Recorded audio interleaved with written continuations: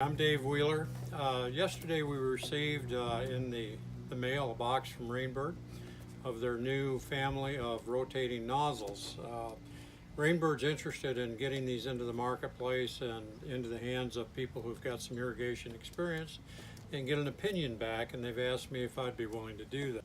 Okay, I have the contents of the box here, and this is the entire rotating van nozzles that Rain Bird has developed. We have the R Van 14, which is a 8 to 14 foot series. We have the 18, which is a 13 to 18 foot series. We have the R24, which is a 17 to 24 foot series. And then we have a full circle, which is a 17 to 24 foot circle series. In addition to that, we have the strip family here. We have a left corner, a right corner, and a side strip, which basically are 5 by 30 and 5 by 15 patterns. So as a contractor, this would be the entire array to cover 99% of your application situations. The nozzle that I have here is of the 17 to 24 foot radius, adjustable from 45 degrees to 270 degrees.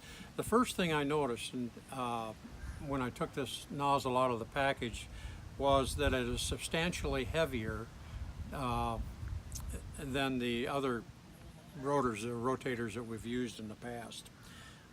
Second observation, the left-hand lineup, or the left-hand mark, is clearly visible so that you can get the thing pretty close to exactly where you need it if you know where your left-hand stop is going to be on the rotator. It has two other adjustments. It has a collar, an adjusting collar, that once the head is running, you push it down and you dial the pattern that you need. The third adjustment is actually underneath the nozzle, and this is with the radius adjustment. Instead of having a screw in the center, you now have a radius adjustment by turning the knurled knob underneath the main nozzle top, and that reduces the radius or increases it for you. The existing spray head that's in here, this is an 1804 in here, and we used to have 15 series sprays down through here. Now we're replacing it with the new R24 at this particular spot, and we've got the left-hand stop lined up where we want it.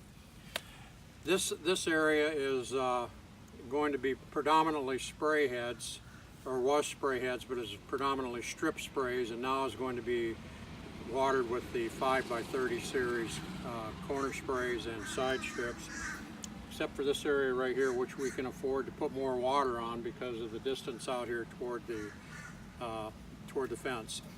One of the things that we noticed last night when we made the original install of this thing, we had 15-mile-an-hour winds that would blow our 1800 series sprays nozzles back against the house and were giving us fits. These, with the heavier streams, fought the wind very well and watered very well. And we're going to turn this on in just a second and give you action shots of 3 different series nozzles on this particular line. The robust streams are coming out in different trajectories in order to lay down a even pattern here. Now as we back up and go down here and take a look at the next one down here, this is the R14 series, and it's on a 3/4 pattern here.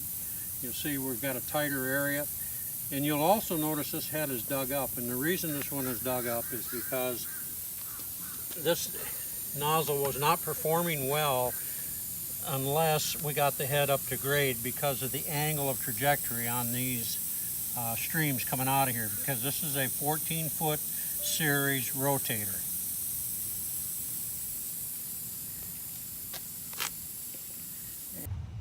Okay, here's what I think. The rotator is more robust. Heavier streams means greater control in windy conditions, which I think is a big deal. From a distributor's point of view, there's fewer stock keeping units. From a contractor's point of view, there's fewer units necessary on a truck in order to cover more applications.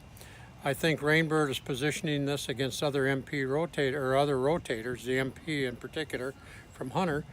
But I think also a contractor ought to look at this rotator as a solution to a spray head zone, especially in windy conditions. This is going to make your irrigation so much more efficient. So don't hesitate to use this in a 15 to 18 foot spray head zone that has trouble watering in heavy conditions, or you could even design for that. It's a great medium area solution. I think it could be a winner here, and that's the view from here.